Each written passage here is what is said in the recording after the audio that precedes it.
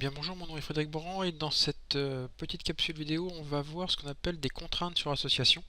Donc on va partir d'un exemple simple. Vous avez des articles là qui sont achetés chez des fournisseurs ou produits dans une unité de production. Donc volontairement je n'ai pas mis les propriétés parce que c'est absolument pas ce qui m'intéresse.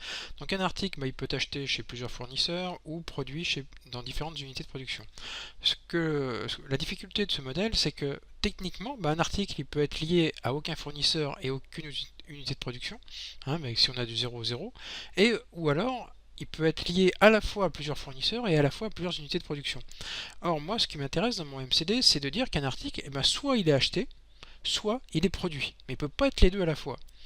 Et tous les articles que l'on gère, ils sont soit fournis, soit produits, mais il n'y en a pas d'autres, il n'y en a pas qui sont offerts ou quoi que ce soit. Et ça, le modèle, le MCD classique ne permet pas de le représenter.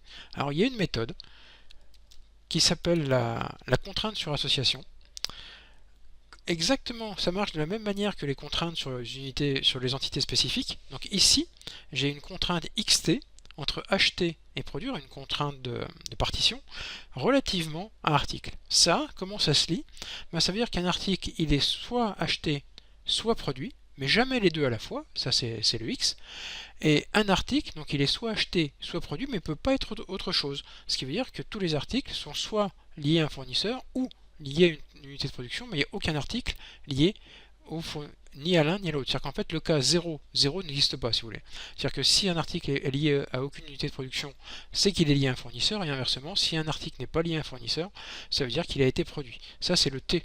Voilà, donc la notation, elle se note, c'est relativement facile à lire, c'est un XT entre les deux associations, mais il faut bien marquer ce qu'on appelle l'entité pivot ou l'entité référence, comme vous voulez, l'entité par rapport à laquelle la contrainte a été placée. Voilà, donc il faut surtout essayer de comprendre comment ça fonctionne, c'est assez délicat des fois à trouver.